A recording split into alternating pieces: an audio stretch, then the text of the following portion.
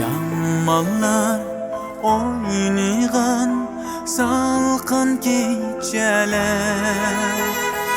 Yapıydı cahanne Biysip bağıran Tulunay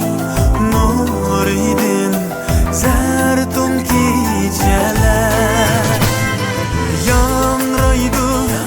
nakşiler Her uyda her gün geceler Uğrulup tarlarga Nahun geceler Yığlatıp aşırni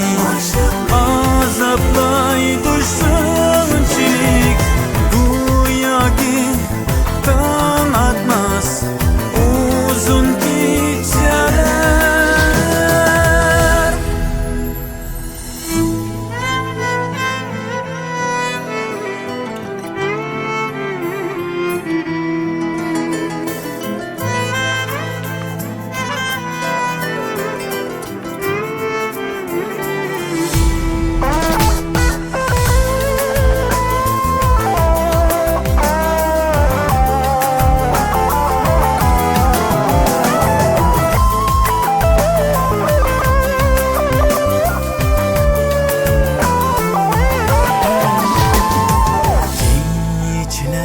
Bu geceler